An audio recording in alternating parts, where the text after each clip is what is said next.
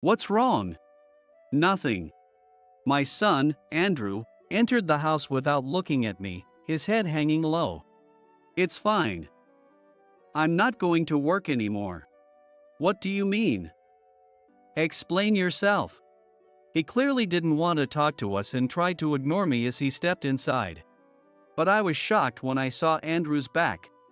It was because something had been stuck to Andrew's back.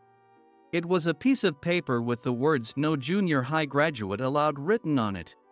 This was probably Daniel's doing. He must have slapped it on Andrew when he turned him away. My father, Kevin, who had stormed into the company, got straight to the point as soon as he settled into his seat. Canceled the entire $20 million deal. At the time, I wasn't fully aware, but that single statement would become the trigger that cornered Daniel. My name is Ryan. I am a man in my 40s, working as an employee at a company. I assist my father, Kevin, who is the president of the company. My father, who is in his 60s, has a strict personality and holds high standards for everything. Because he never compromises at work, every day can be tough. However, this also makes the work rewarding, so I would say I feel fulfilled every day. I have a son, Andrew. Since he was young, his dream was to work at a model-making company. He took a pre-employment assessment for a major company located far away and successfully passed. Starting this spring, he will begin working at that company. As a father, I was overjoyed that his dream was about to come true. When Andrew got the job offer, I felt as though I were the one being congratulated. Andrew has loved assembling models since he was a child, so I truly think it's wonderful. Surely, he would experience the same sense of purpose that I have in my own work. Honestly, I considered getting a job at an ordinary company since this one's pretty famous. But I didn't want to live with regrets in my one and only life. It's your life, so you should live it however you want. You've loved building models since you were a kid. I'm glad you passed the interview. Congratulations. That's right. Don't hold back or give up on anything. Life is short, and before you know it, you'll be an old man if you just sit around. When Andrew hesitated just a little, my wife Samantha and I said these words to encourage him. Even my father, though often strict, was kind to his grandson. Smiling, he said, "Do your best." Andrew's department had already been decided, and he had finished greeting his new workplace. He mentioned that the next step would be attending the entrance ceremony. Normally, this would have been such a happy occasion. But I was slightly worried because the manager in his assigned department, Daniel, seemed to dislike Andrew. Andrew has a stronger sense of responsibility than most people, and when problems arise, he tends to carry the burden alone because he doesn't want to trouble others. Although Daniel wouldn't attend the entrance ceremony, there was a chance Andrew might run into him somewhere. I just hoped nothing bad would happen to him. A few days later, Andrew woke up to the long-awaited morning of his company entrance ceremony. Although he had been slightly nervous and had trouble sleeping the night before, he didn't look sleep-deprived. Waking up to the sound of sparrows, I made my way from my room to the living room. As I entered, I heard Andrew and Samantha talking, both of them still sounding sleepy. "Did you get enough sleep? You seem a little out of it. You need to wake up properly, you know." "I'm fine. It takes about an hour on the bullet train to get to the company, so I'll wake up by then." When I walked into the room and greeted them, Andrew was already sitting at the table, clearly fresh out of bed. "Good morning." "Oh, good morning. You're up quite early today."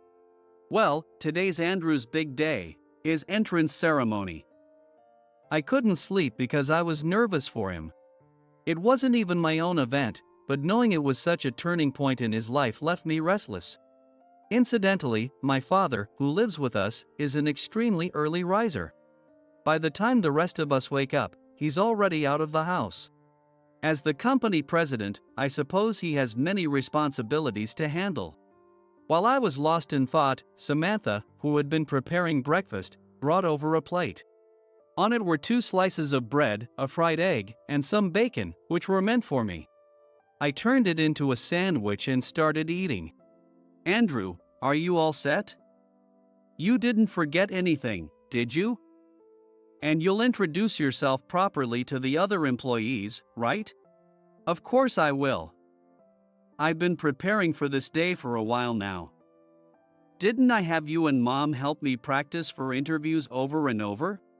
You even checked my things for me. That's right. Haha, you were so eager yesterday. Yeah, you were like a little kid. I teased him, and Andrew, looking a bit miffed, fired back with a quick retort. That morning, the three of us sat around the table, chatting happily without any idea of what was to come. Once breakfast ended, Samantha joined us at the table, and we started watching TV together. Just then, the news that had been playing earlier was interrupted, and a quiz segment began. It seemed to be about dining etiquette and trivia.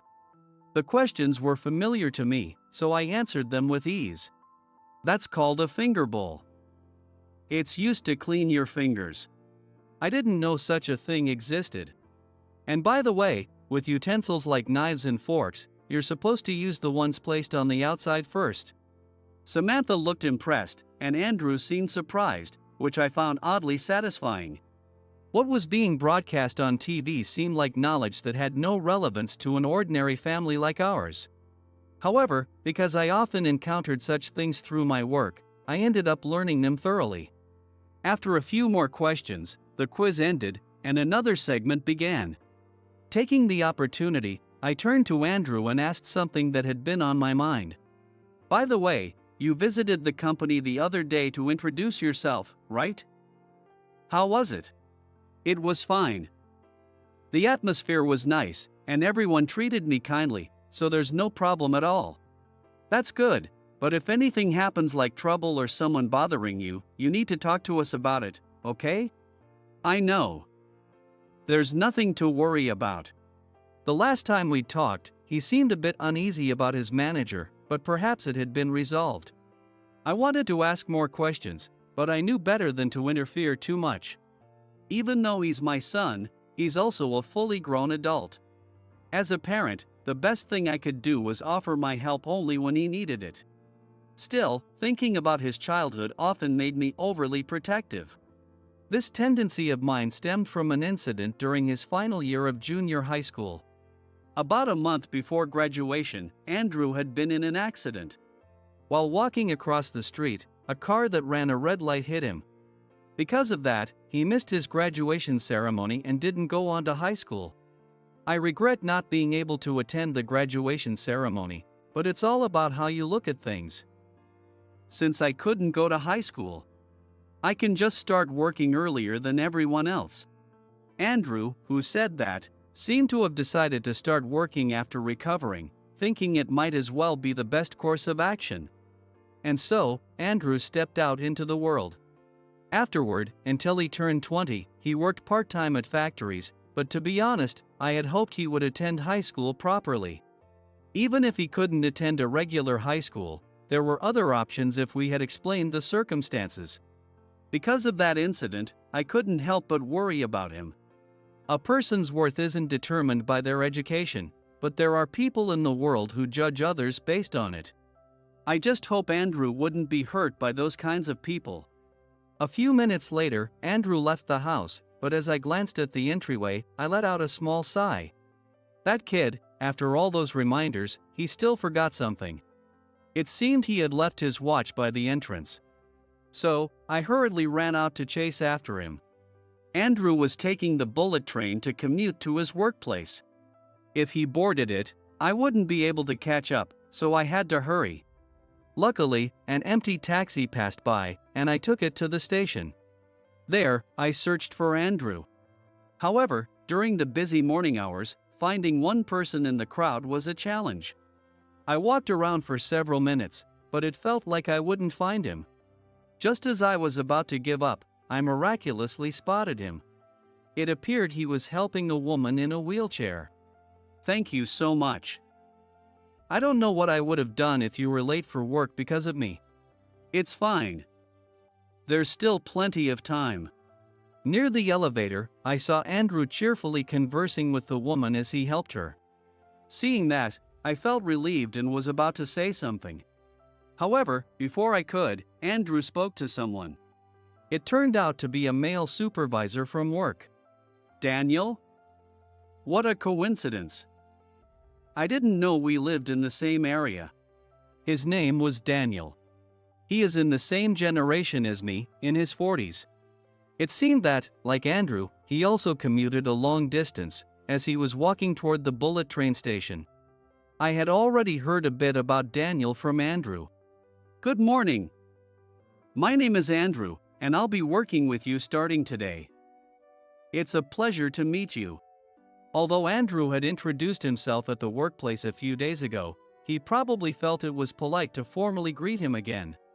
Andrew bowed respectfully toward Daniel. However, Daniel didn't respond. Whether he didn't hear him or chose to ignore him, he just walked on. Andrew, flustered, hurriedly followed him, trying to repeat his greeting. Excuse me. But before Andrew could finish, Daniel cut him off with an irritated voice. Shut up. I heard you just fine. Can't you tell I'm ignoring you on purpose? Ha? I froze in place, shocked by Daniel's unexpected words. He stopped walking and glared fiercely at Andrew. I heard you're a junior high school graduate. Don't talk to me like we're equals. Know your place. What? I was just trying to introduce myself. Andrew had done nothing wrong. And yet, his educational background seemed to be enough for Daniel to harbor such intense hatred. Andrew had been thinking about happily working at his dream job until this morning, but for something like this to happen, it's just too cruel. To be treated with such hostility by his manager on his first day. You shouldn't even be joining the company. Scum like you doesn't belong here. I strongly opposed your hiring. But HR clearly doesn't know what they're doing. Andrew seemed to be racking his brain, searching for words to defend himself or prove his worth. He opened and closed his mouth several times, but nothing came out. Don't think you can find an ally here. If you join the company, I'll make sure you and your family regret it. My parents are well connected in this area, you know. It'd be easy to spread rumors. I later heard that Daniel's parents were both schoolteachers and had a wide network of acquaintances in the local community. Having mentored countless students and built relationships with influential figures in their careers, they had a certain standing in society. If Daniel's family were to maliciously spread rumors, there was no doubt it would reach a lot of people. In reality, his parents were not that kind of people, but neither I nor Andrew knew that at the time. So, both of us were completely rattled. I just wanted to get along. In front of me, Andrew hung his head, his voice trembling with tears. It wasn't that Andrew had a weak mentality compared to others. But hearing his family brought into the situation must have left him deeply shaken. Even Mr. Foster, the company president, would be troubled by a junior high school graduate like you. Sure. He might act welcoming for appearance's sake, given his position. After all, he can't write no low education applicants allowed on a job listing. Can he? Daniel's words referenced Mr. Foster, the president of the company where Andrew was about to work. Mr. Foster was a man who firmly believed everyone deserved a second chance and had created opportunities for people to restart their lives. In fact, I knew him well. He was never the type of person to judge others based on their academic background, but my true feelings couldn't reach Daniel, who was far away. All I could do was watch, and in my line of sight, Andrew was trembling, perhaps overwhelmed by the shock. I wanted nothing more than to rush over and encourage him, but I knew it wasn't my place as a parent to interfere unnecessarily. Clenching my fists tightly, I continued to watch. Eventually, Andrew pulled himself together, looked Daniel straight in the eyes, and began to speak. You don't have to like me. Just let me work here. I'll do everything I'm told, and I won't be a burden. He kept speaking, asking Daniel not to reject him simply because of his educational background. With unwavering eyes, he bowed repeatedly, his voice filled with earnest determination. However, Daniel remained unmoved. "Is that all you have to say?" Daniel, as he said that, wore a look as if he were staring at something utterly worthless. With an expression full of disdain, Daniel grabbed Andrew's shoulder. It wasn't an action to encourage him or to accept someone with a lower academic background. It was a gesture to reject Andrew as a person. "Just the sight of you makes me sick. I can't bear the thought of having you in the same department." Saying this, he spun Andrew around to face the station's exit. Seeing this, I quickly turned and decided to head home. Andrew will probably go home. So when he comes back, I need to be the first to greet him and offer him some reassuring words. As I hurried away, I heard Daniel's cold, cutting voice behind me. "Stop wasting my time, you junior high school graduate. Go home and find some other job." I couldn't even begin to imagine how Andrew must have felt at that moment. What expression did he wear as he walked away? I wanted to know, but I couldn't interfere. He had his pride, and I knew he wouldn't want me to see him in such a humiliating situation. So, all I could do was walk back home. Clenching my fists in frustration, I started to think about what I needed to do next. If Andrew came home and chose to talk to me about it, I had to be ready to do everything in my power to help him. As a father, I was determined to give him all the support I could. After about 20 minutes, I returned home and explained everything to Samantha as we waited for Andrew. "What's with that scary look on your face? Did you give him his watch?" "Well, a lot happened." Samantha, holding the tailored clothes Andrew was supposed to wear for the company's formal events, was speechless after hearing my explanation. Her shock quickly turned to anger. Even Samantha, who was usually so calm, couldn't hide her frustration. "That's just awful. Andrew must be so hurt." "Yeah. I want to help him if I can, but it's up to him to decide what to do next." As we were having this conversation, Andrew returned home. I quickly grabbed my work bag, pretending I was just about to leave for work. In my haste, I forgot to hide the formal clothes I had left out for a party, but thankfully, Andrew didn't seem to notice. He avoided making eye contact with us. "Andrew? I thought you already left for work." I will act as if I know nothing and call out to Andrew. But Andrew didn't respond. He simply stood there, silent and unmoving. Samantha, trying to help, stepped in next. "Did you forget something? You'll be late if you don't hurry back and grab it." "It's not that." "It's not." Finally, Andrew spoke, his voice cracking as he looked up at me with tear-filled eyes. I called out to Andrew, silently pleading, "Please, just talk to me." "What happened?" "Nothing." Andrew hung his head low and walked further into the house. "It's over. I'm not going to the company anymore." "What do you mean?" "Explain it to us."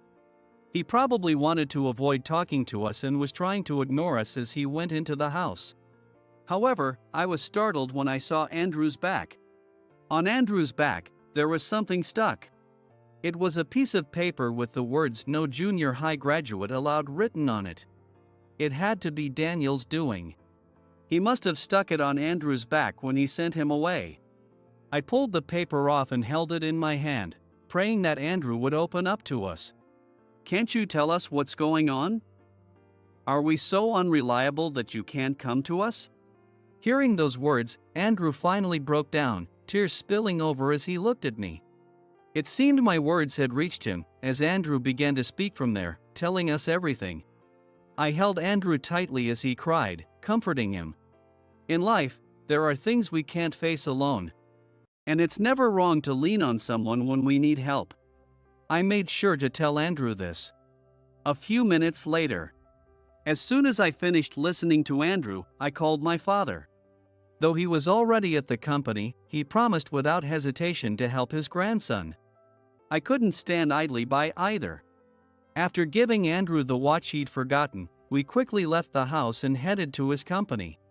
But Andrew, ever thoughtful, felt guilty about dragging me and his grandfather into the situation. As soon as we sat down on the bullet train, he began to apologize. "I'm sorry, Dad. I'm such a mess, even at this age. I can't even handle my own problems." "Don't say that. You've grown into a kind, considerate son who cares about his family. I could never blame you for this. Besides, this time, the other side is the one being unfair. There's no shame in accepting my help."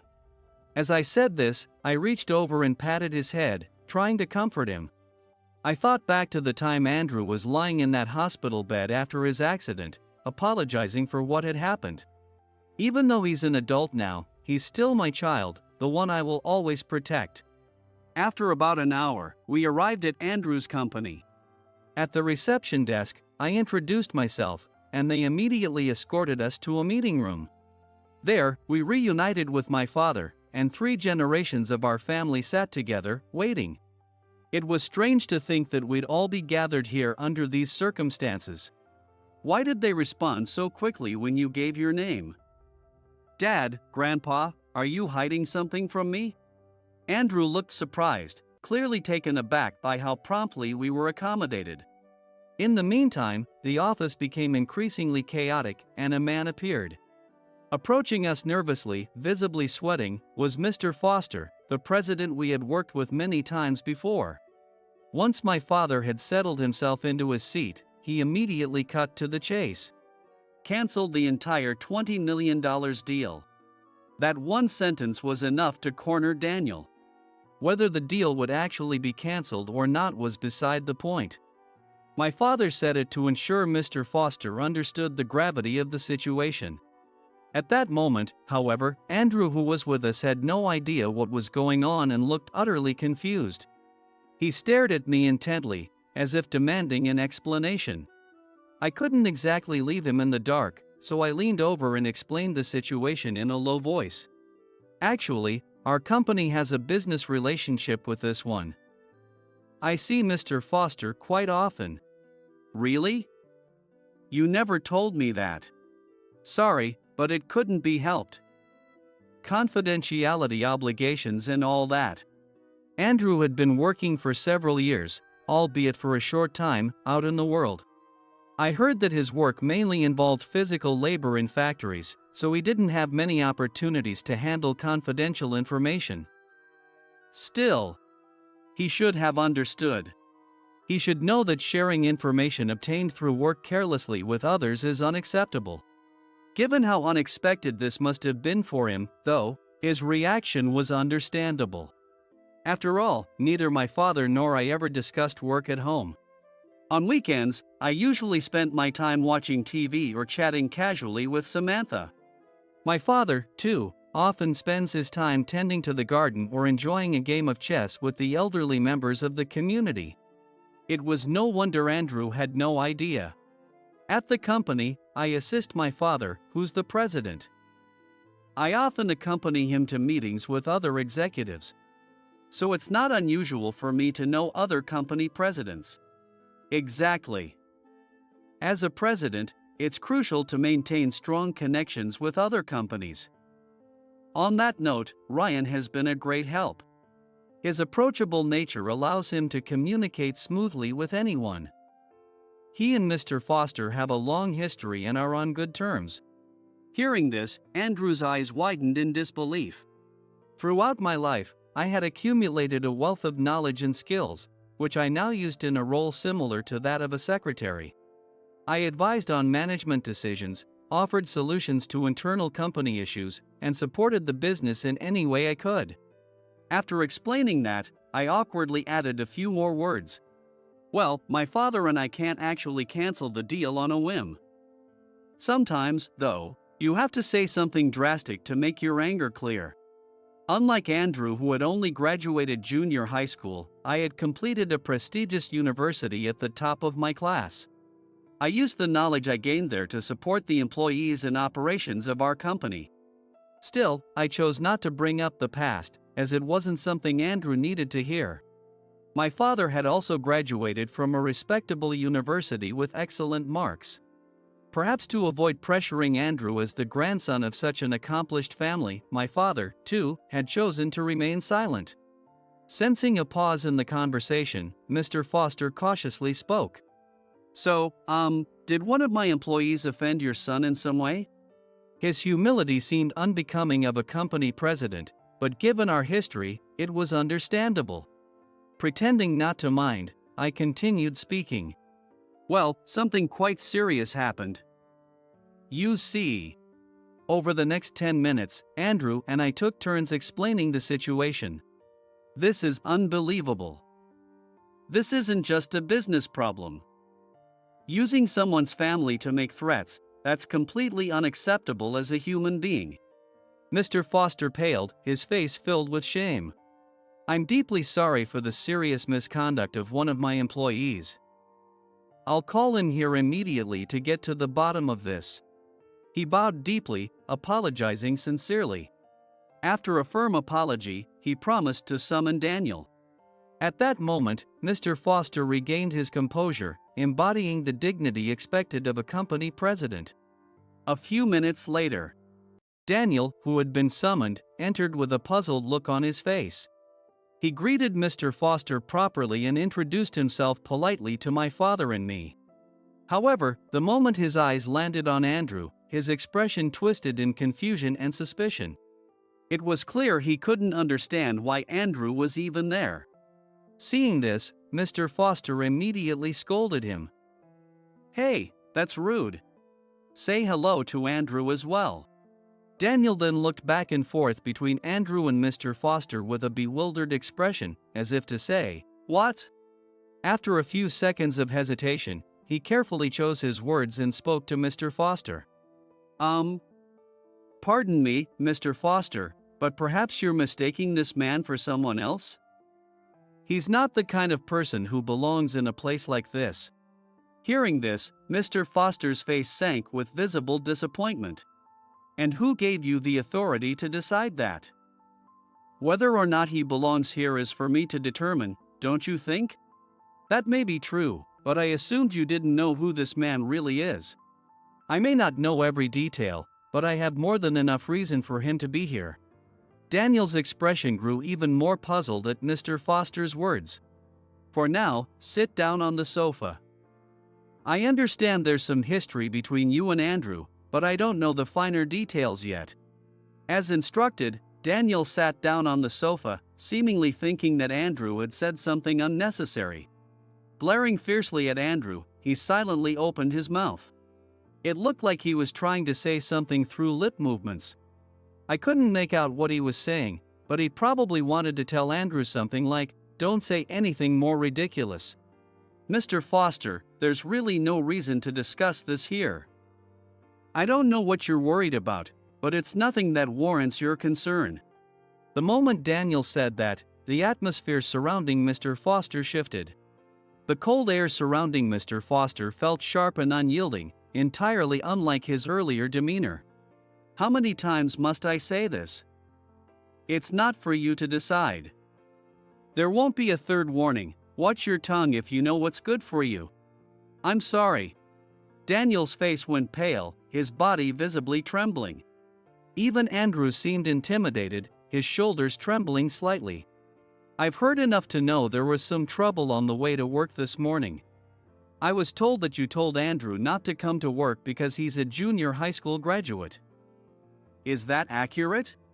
That's completely wrong. I only said it out of kindness. It sounds like I had bad intentions, but I didn't. Oh? Out of kindness, you say? So, threatening to spread bad rumors about his family, that was also an act of kindness? Mr. Foster's tone was calm, almost gentle, but the coldness in his demeanor remained chilling. The softness of his voice contrasted with the sharpness in his eyes, making him all the more intimidating. Daniel, shaking uncontrollably, tried desperately to defend himself. That's nonsense. I didn't say anything like that. And honestly, if someone skips the entrance ceremony just because of a little strong advice, that's on them. He's an irresponsible new hire. I'm sure he's lying. It was at that moment that I first thought about the time. When I looked at the watch on my wrist, I realized that the entrance ceremony was already over. With everything that had happened, I had forgotten, but Andrew was supposed to be attending that ceremony. Thinking about how he should have been there, feeling proud and happy, made me a little sad. Carrying that feeling, I turned to Daniel and began to speak. I made sure to stay calm and composed, avoiding any emotional outbursts. I'd appreciate it if you refrained from insulting my son. If we're talking about dishonesty, someone who resorts to cowardly tactics like what you've done seems far more likely to be lying. Even my father could no longer remain silent. His voice, heavy and commanding, cut through the tension. Speaking ill of others doesn't elevate you. If anything, it only diminishes your own worth. You should remember that. Daniel flinched visibly, as if struck by the words, and fell silent. Still, perhaps thinking that saying nothing wouldn't change the situation, he began to speak in a low, hesitant voice. I didn't put up any paper. That's ridiculous. I'd never do something so foolish. In denying it, Daniel unknowingly dug himself into a deeper hole. Mr. Foster's voice turned ice-cold as he delivered his next words. I never mentioned anything about a paper. Why would you think that? That's because, well, I just assumed if it's harassment, then maybe something like a note would be involved. As he stubbornly tried to make excuses over and over, Mr. Foster silenced him with a sharp reprimand. The intensity of his anger was unimaginable compared to the timid demeanor he had when we first met. Enough already. Admit to what you've done. Daniel's face crumbled, and at last, he broke down, his voice shaking. I'm sorry. It was all my fault. Please forgive me. Daniel, now on the verge of tears, bit his lip as he glanced at us. But there were still things he needed to explain. Why did you do something like this? When Mr. Foster asked, Daniel began to speak with a serious expression. Because he's a junior high school graduate. If someone with a low academic background works here, it disrupts the order of our company. They won't perform well, and nothing good can come from it. Daniel spoke as though expecting Mr. Foster's agreement. His previously weak voice grew stronger, as if he had found confidence in his reasoning. I admit my methods were immature. I should have explained things to him properly, so he could understand his shortcomings. But I don't think what I was trying to achieve was wrong. It was clear that Daniel's mindset was fundamentally flawed. Hearing his explanation, Mr. Foster pressed his hand to his temple, as though fighting off a headache. So you're saying that people with low educational backgrounds, like Andrew, don't belong here? That your actions may have been wrong, but driving him away was correct? And that you still don't want him working here? Exactly, Mr. Foster. I'm glad you understand what I mean. Daniel's face brightened, as though he had finally found someone who agreed with him. He failed to notice the deep disappointment in Mr. Foster's gaze. With a long sigh, Mr. Foster finally responded. I don't understand why you look down so much on those with lower education. There are all kinds of people in the world. Deciding someone's worth without even getting to know them is wrong, don't you think? I don't need to know them to understand. People with low education never fit into society. It's just obvious. Hearing Daniel's words, I couldn't help but feel a deep sense of curiosity. What on earth had he seen throughout his life? Perhaps he had witnessed countless terrible actions by people with little education. As it turned out, I was right. Near my house, there's a rundown high school. I've seen it all, kids shouting at all hours, causing trouble, and disturbing everyone. I was sick of it every single day. I have a lot on my mind, but I understand that he's been troubled by people from that high school throughout his life. I sympathize with him, But I can't stand the thought of Andrew being seen as the same. I understand where you're coming from, Daniel, but don't impose your personal views on our grandson. Isn't that right, Mr. Foster? Indeed, for this, you'll face a small punishment. What? It's unfortunate, but this is your first offense. You'll be punished for sending a new employee home on your own. Additionally, you must apologize to Andrew for judging him based on his education. That's completely unacceptable. That said, I can understand some of the frustration you felt. After a moment of thought, Mr. Foster announced that Daniel's punishment was cleaning the company's restrooms for 1 month. Daniel looked dissatisfied, but he reluctantly accepted. He also apologized to Andrew for the note and his inappropriate threats regarding his family. With Daniel's punishment settled, my father took the opportunity to discuss our company's future business relationship with Mr. Foster. Amidst the busyness of work, opportunities to step into another company are limited. He likely thought to take care of anything that needed to be done while he was there. While my grandson's well-being is important, we also have a responsibility to the employees who rely on us. I simply moved up a previously planned discussion. I've also managed to negotiate slightly better terms for our deal moving forward. As both a president and a person, there still seems to be much I can learn from my father. I've been assisting him for many years, but during this incident, I nearly lost my composure at times, making me realize how far I still have to go. After this, Andrew officially began working at the company the next day, alongside Daniel. Andrew has been working hard to earn his recognition. In the product development department, where they design model prototypes and brainstorm ideas for new products, he seems to be giving it his all, sacrificing sleep to keep up the effort.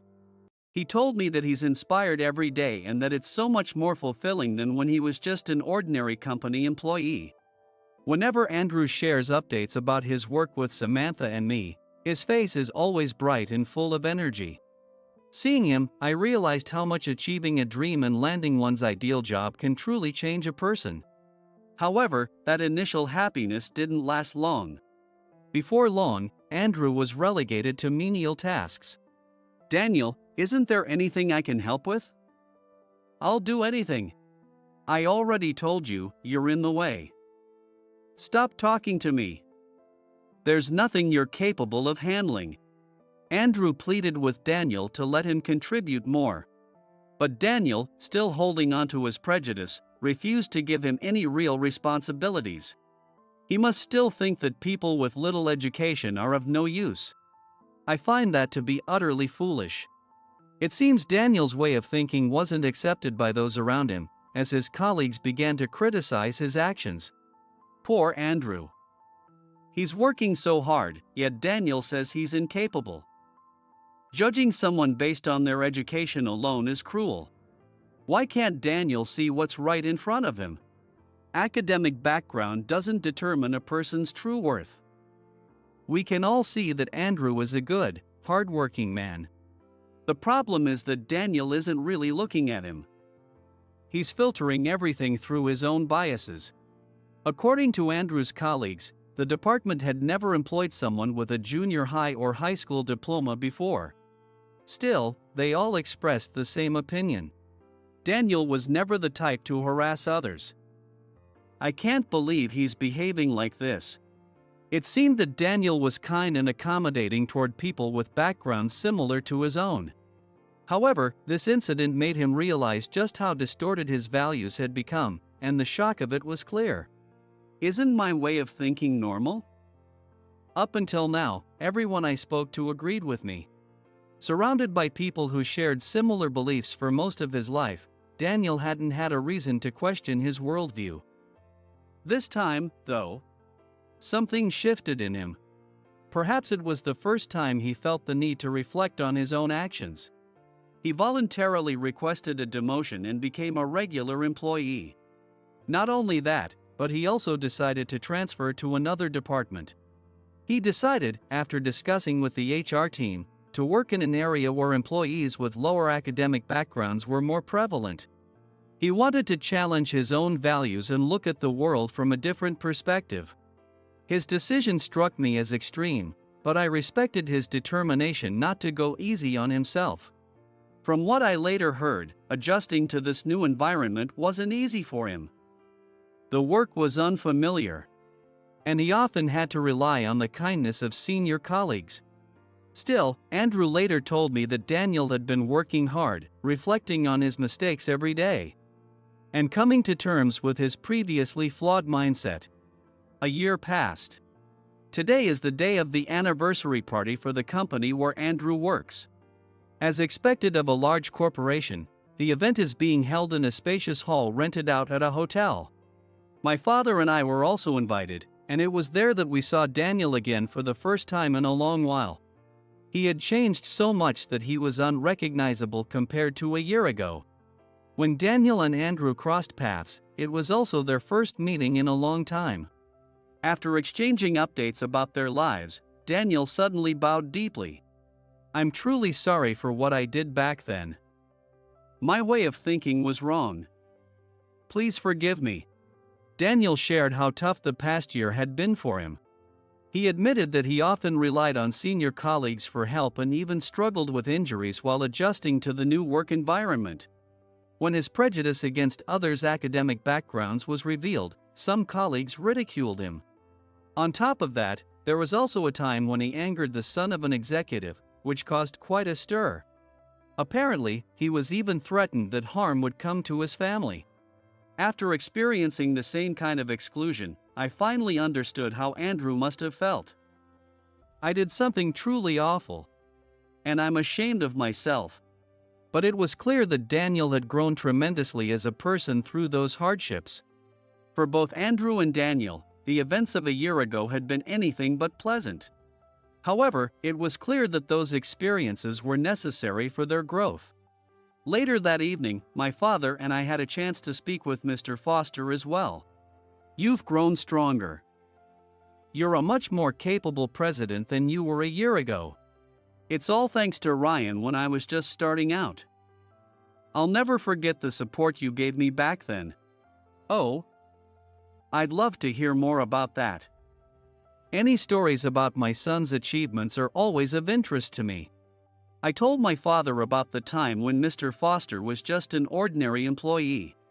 It feels like a distant memory now, but back then, I taught him many of the basic social norms he didn't yet understand. "Interesting. Andrew has grown into a responsible, family-oriented young man.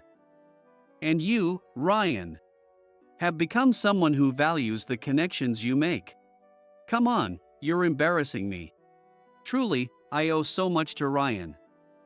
I was just a privileged boy, sheltered by my parents. When I entered the real world, I didn't know a thing. If I hadn't met Ryan at that small bar and received his guidance, I wouldn't be where I am today.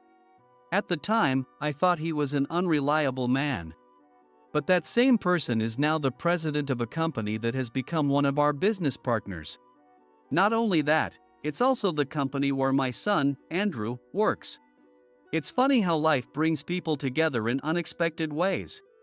After enjoying myself at the party, I returned home and spent time talking with my family about various things. A year ago, I couldn't have imagined it, but Andrew has grown into someone I can truly rely on. He's learned to lean on others and no longer tries to carry everything on his own. Now, Andrew is planning to gift us a trip as a token of his gratitude. "Dad, Mom, and Grandpa, let's go on a trip soon. I managed to get tickets for a nice hotel and some leisure facilities. Please keep your schedules open. You really are such a thoughtful young man. But for now, you should focus on settling into your job." That's right. As your parents, we just did what any parent would. A year has passed. It's time I did something to give back. Andrew truly is a kind and thoughtful person. He's responsible and family-oriented. On top of that, he has a genuine compassion for anyone who is struggling. Well, since Andrew went through the effort of getting these tickets, I'll make sure to clear my schedule. You're a busy company president. Can you make it work? I'll do my best. This is a special gift from my grandson, after all. Life will surely bring more challenges in the future. But I believe that Andrew, with the support of those around him, will be able to overcome them. After all, that's what it means to live.